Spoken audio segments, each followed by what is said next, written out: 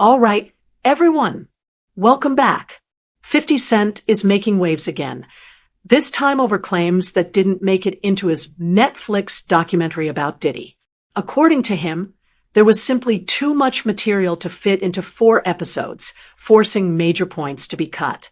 One involved a personal connection, left out due to time constraints. Instead of saving it for another season, 50 hinted that the extra footage could drop on YouTube. Since the documentary aired, more people have reached out with new information, all asking why he's pushing this so hard. Comedian TK Kirkland recently weighed in, shutting down the idea that this is about attention or petty drama, pointing instead to a deeper, personal reason that explains why the story keeps escalating. All the women in the world that Diddy could have gotten with, he chose 50 Cent's baby mother. It's a lot of variables to this particular question. Because I talk to a lot of people, older, younger, even my daughter, who's 22, she didn't understand it. So people give their opinion based on what they've experienced and their environment, people they've been around.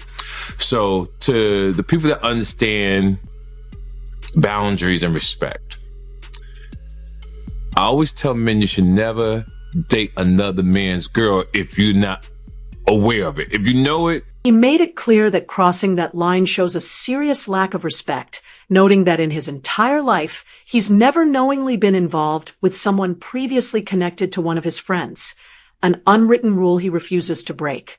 TK stressed that Diddy, with his fame, wealth, and global access, had no reason for such a choice. From TK's perspective, this wasn't a coincidence or oversight, but a deliberate move. Given the long-standing tension between Diddy and 50, it's hard to see this as anything but intentional, adding another layer to an already complicated situation. He went after the baby mother of one of his rivals. Exactly. Someone who had been taking shots at him for years. Absolutely. On purpose. And he went after her knowing that they had beef. Right. And slutted her out. Slutted out. Just slutted her out. Slutted out. Having a whole basketball team, run a train on her. Totally and did. I just totally the whole agree. thing, right? Totally agree. Right. But his reputation from when he worked at Uptown, I'll be sure's girlfriend. Oh, Kim Porter. Kim Porter. Right. That's his reputation. I'll be sure his baby mother. Baby mama. Yeah. Then Eric Serum, his friend, the one that had she had his baby, Mia. So he's had a reputation of going after people. Tupac's ex-girlfriend. He got a baby with her too. Exactly. Yeah. So my point that I'm making to the men listening, well, if you don't understand this, then you just poorly educated and don't really have common sense. It's a no-no. There's no way I would go after Vlad's ex-girlfriend. Right. I'm so loyal that if I met a woman and she said, "Oh yeah, I used to date Vlad," I can't f with you, baby. Right. I won't even put my, excuse my language, because that's how I move. Other people don't move like that, but you see me in Paris, you see me all over the world. Why would I want to do that to mess up? While 50 Cent's documentary has drawn heavy attention and widespread praise, not everyone sees it as an unqualified win. Gon Deal stepped forward with pointed criticism, claiming portions of the project lacked originality and echoed ideas he'd previously shared without proper acknowledgement. He argued that these elements weren't based on fresh research, raising questions about credit and creative ownership. His remarks have shifted part of the conversation, adding a new layer of controversy to the documentary's reception. An interview about, he said that he had a lot of footage had to be down, the documentary had to be downsized. You understand? I don't really believe that, because a documentary is a documentary, and they could have had 45 minutes, they could have had an hour, to each one of those. You understand? They left out certain things. He said they even left out the one about Sarah Chapman. You understand?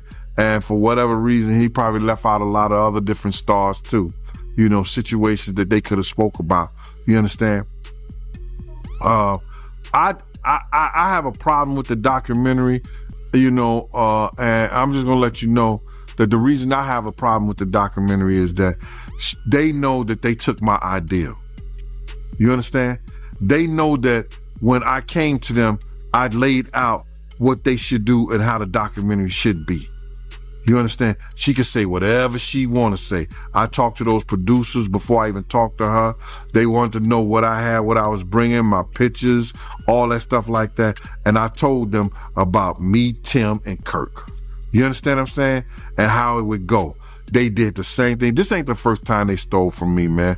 If you look at the Notorious Big, if you watch the Notorious Big, that part about the shoes, I had that in my book. And I was talking to K.O. Copeland.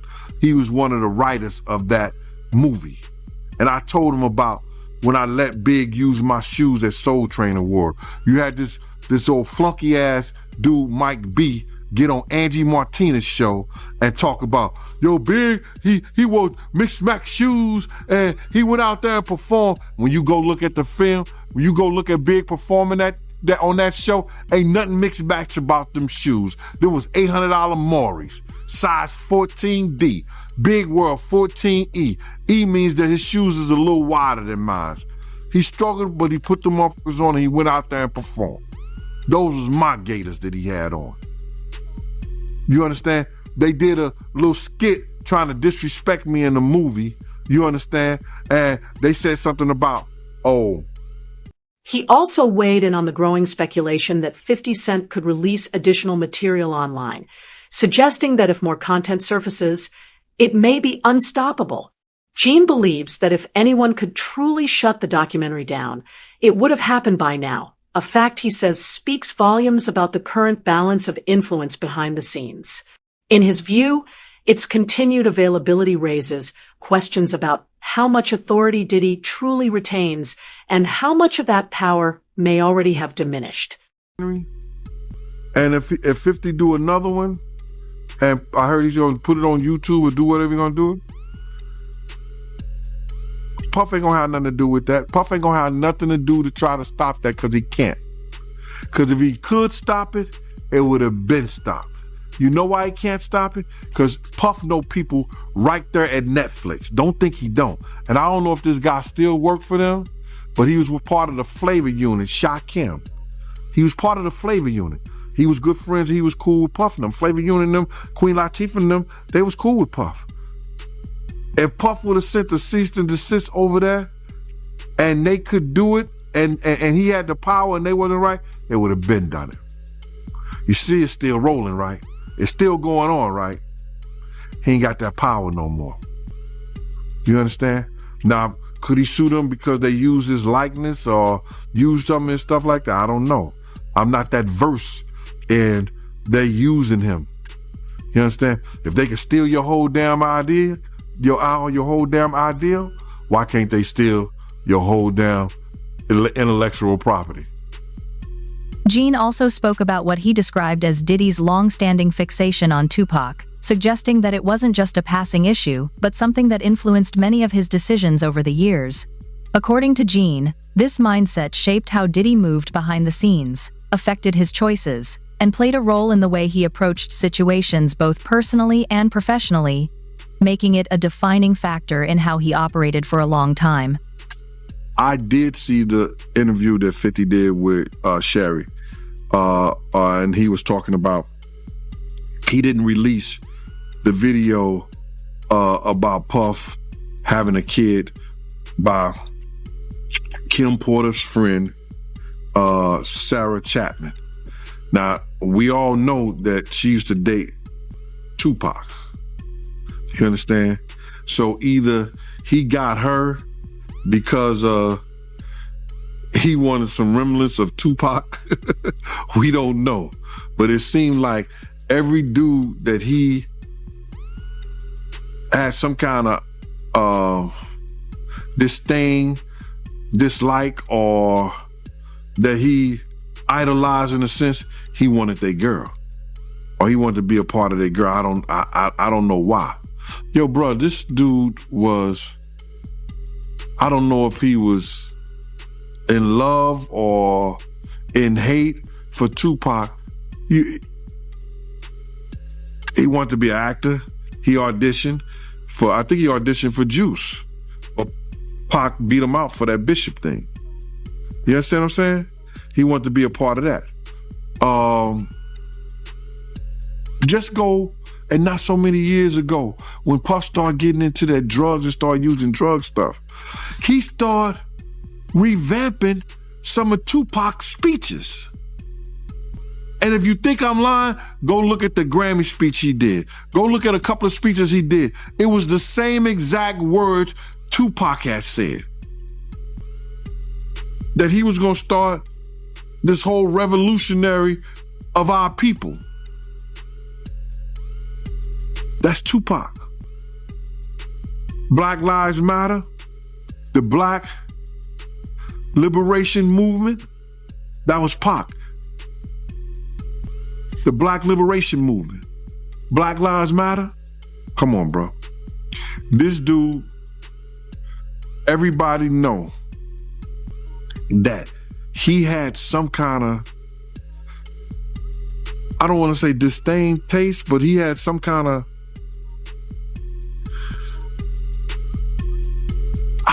I don't, jealousy of Tupac, bro. Gene also discussed what he described as Diddy's long-standing fixation on Tupac, suggesting it wasn't merely a passing concern, but a mindset that influenced many of his decisions over the years. According to Gene, this focus shaped how Diddy maneuvered behind the scenes, guided his choices, and affected the way he approached both personal and professional situations, making it a defining factor in his operations for a significant period. Do you think that Diddy killed Porter? Absolutely. Why? Because of all the videotapes, because of the book, because of all the people she gave copies of her book to, or at least chapters, because of everything that she had on him, because of the tape that she used to blackmail him into a relationship and into a raise of him being sodomized by Andre Harrell. And I am not saying that allegedly, because I heard her and Kim Muir talking about it in the booth of the bathroom while snorting cocaine. However, the documentary is not without its gaps. One detail that stood out to many viewers was the limited attention given to Kim Porter as Diddy's longtime partner and the mother of his children. Her role in his life was undeniably significant, yet her story was only briefly mentioned. Porter passed away unexpectedly in 2018 at the age of 47, with pneumonia listed as the official cause, but her sudden death continues to spark public discussion and unanswered questions.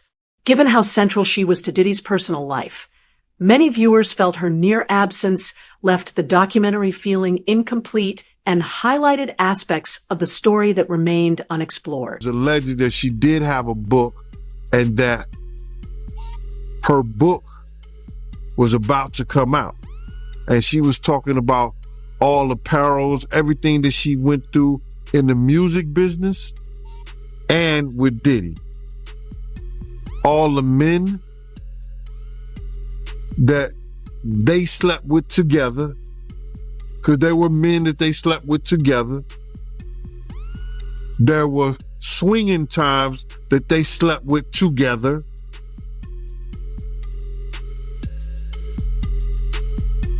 I don't know, man. How do you put your girl through some shit like that? Or how you look at your girl and knowing that she and another dude? What kind of demonic mind you have to be that far gone where that shit don't bother you? And got rid of them. They swimming with the fishes. Wow, man. So she was about to expose all that in her book, them sleeping with men together. She was going to expose everything. I heard it was tell all. Yeah, that's crazy, man. Just curious, right? Did you know that Diddy and Kim had that type of relationship back then in real time? Yeah. Because I know somebody personally that lives in Atlanta that was swinging with them. And I would never mention his name because he's a good brother and he knows my family down there. You know, he knows my family down there. And I would never, put his name out there like that. You know, he's been in the music business. He done put a lot of groups, A-listed groups out there, especially A-listed. She had a front row view of Diddy's world, from his personal relationships to his business decisions and the moments that never reached the public eye. Yet, the documentary barely acknowledged her presence. Multiple accounts suggest her story was intentionally avoided, possibly because it was deemed too delicate or too controversial to address directly. Gene has said he knew Kim personally and looked out for her on several occasions, and he firmly believes she was aware of far more than the public realizes. In his view, omitting her perspective removed a crucial layer of context, leaving the narrative feeling incomplete despite how central she was to everything happening behind the scenes. Was the other day they just did a whole thing with the girl that he was dating was the one that was putting the wiretaps and all of that out. It was a clear case. She came, hey, I was the one who was doing the wiretaping and all of this, right? The tapping. So I knew about this before she came out and said that she was the one that was doing it. I was sitting there like, damn, he know everything she doing.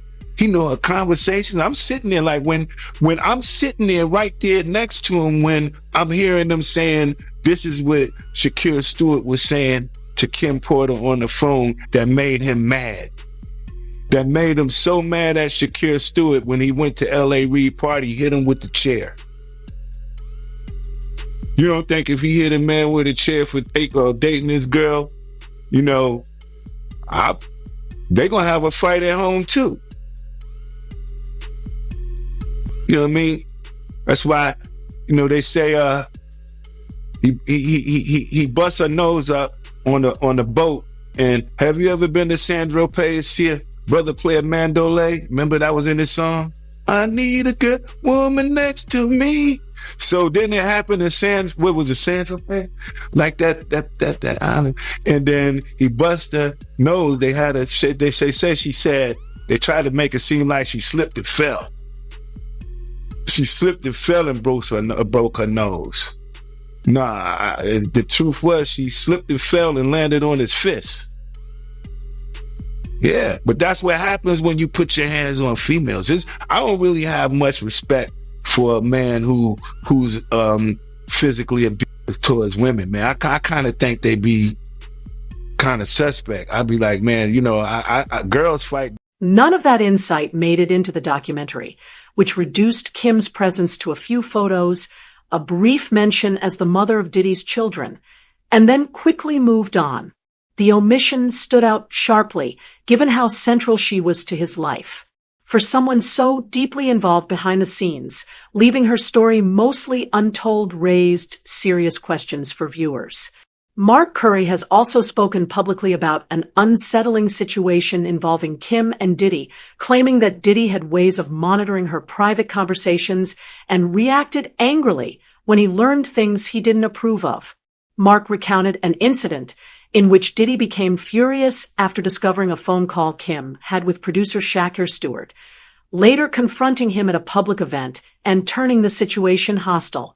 According to Mark, moments like these reflected a controlling dynamic that the documentary failed to properly explore, intensifying concerns about which stories were intentionally left untold.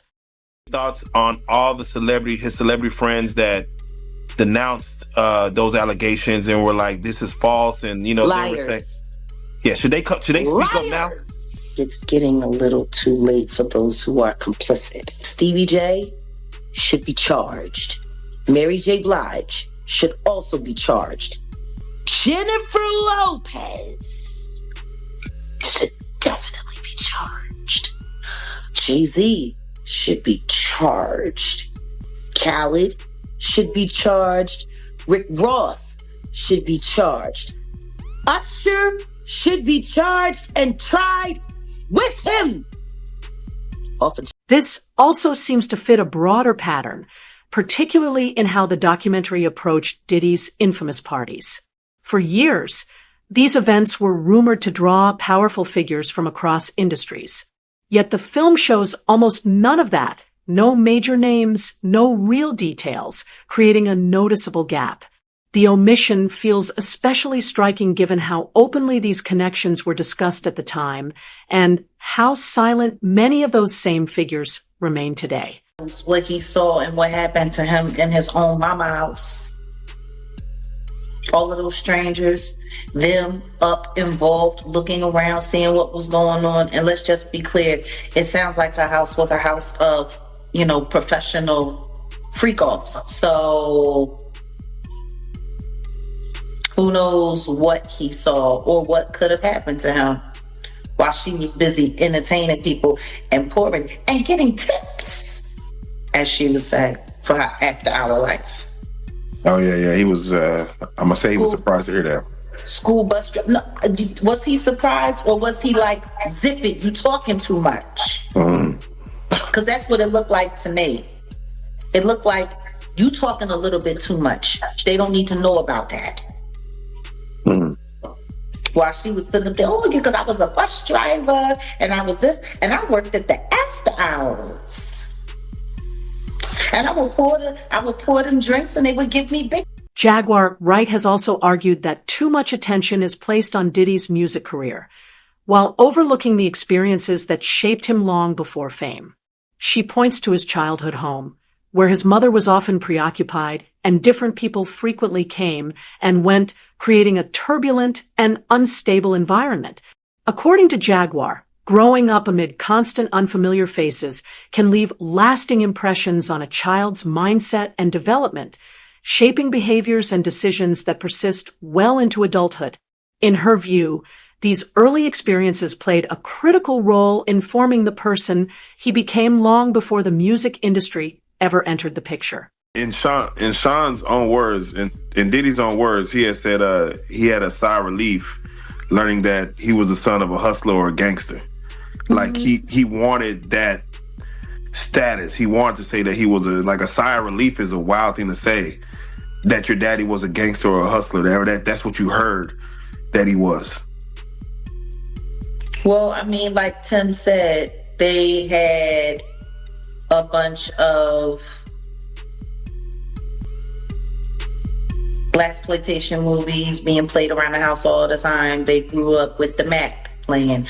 They grew up with Superfly playing. Like, I mean, if that's what you got going on, you got two women in the house and there's no men around, and these are what the little boys are watching. You got basketball players coming over late at night. You got hustlers coming over, PIMPs coming over, women who look like they were modeling for Jet Magazine coming over. Like, it sounds like the nature of the environment is what shaped their perception of what cool was. So yeah, I mean, I'm sure for him it was, oh man, that's who my dad was. So I'm sure for him, it made him feel good because all of that stuff that he was watching, he really came from that. But that was really his legacy. And yeah, I'm sure for him, it felt good to know that his dad was this big hustler who turned out to be a snitch, who got his brains removed from his head in a very, very, very... Jaguar also pointed out that Diddy has openly expressed pride upon learning his father was known for a risky, street-focused lifestyle, a reaction she finds very telling. She believes that embracing that image, rather than questioning it, reveals how deeply those early influences shaped his mindset, values, and sense of identity, offering insight into how his past continues to echo in his actions today. For the situation where they say he was trying to shape Misa into his mother, can you see that? Like, yeah, with the blonde hair and yeah, and all of that. I mean, somebody really asked a question: what kind of man puts his hands on his mother? The same kind of man that parties with his mom, the same kind of man who kisses his mom in the mouth, the same kind of man who seems to have accurate knowledge that his elderly mother can put both of her hands, her palms, on the floor and while she's standing up, bent over. Oh damn, I ain't seen that one. Oh. You never seen the Instagram video when he was talking about how his mom is still young and spry and how she still liked the party and how they was getting a IV drip? Oh. And she was kissing him in the mouth on the video. It was like, yeah, my mom can bend over and touch the floor with her palms. It's a very, very, very weird relationship. She links that mindset to how hip-hop culture later glorified similar figures, noting that many rap personas were inspired by classic movie characters symbolizing power, fear, and dominance. Jaguar believes Diddy didn't just admire that image from afar. He felt personally connected to it, as it mirrored the environment in which he was raised. According to her, that connection ran deeper than music or branding, shaping how he viewed himself. She also highlighted his relationship with his mother, describing it as unusual and unsettling, suggesting an underlying dynamic that added an eerie layer to the overall picture she was painting. You know, it kind of goes into, I mean, he seems to be having, and again, I know the freak offs, that his son is there. Like, it seems like he likes to get down with his kids. Yeah. But that wasn't all. Just to hear Little Rod say, like, the boys were around. Roger Bonds talked about the children as well. What kind of parenting relationship is that? But then again, that goes back to the conversation of Lori Harvey, Steve Harvey's daughter. It was all known that she was spotted in them streets with Justin, and then she was spotted in them streets with Diddy, and they all tried to sit there and pretend like that wasn't what it was. Like, I don't know if anybody has not noticed, but ever since Diddy got pinched, they've all been trying to pretend like all of the stuff that we've seen that happened, that they was all involved in, didn't happen. If Lori Harvey was hanging out, and it's kind of weird, like the whole relationship with Justin looks weird. He looks like Mini-Me with Dr. Evil. It's weird. Like, why are there people? Why is there sexual behavior going on? And why are people naked in front of their kids, G? Doing all kinds of stuff. And meanwhile, Misa's running around making comments about how she don't like the way that Eric Sermon was depicting her in the documentary. You don't like the way you're being talked about in the documentary. You don't like the fact that, because see, it wasn't Gene Deal, because Gene Deal said he wasn't there, and thank God that he was able to admit that. Kurt Burrows did say that he was there and present when Diddy was beating the brakes off Misa and putting the feet to her up underneath the. What other claims or revelations do you think could surface if a second wave of footage from 50 Cent is released? Could it uncover more behind-the-scenes dynamics, personal conflicts, or untold stories from the music industry's most influential figures? Share your thoughts in the comments below, and let us know what you believe might come next as this story continues to unfold.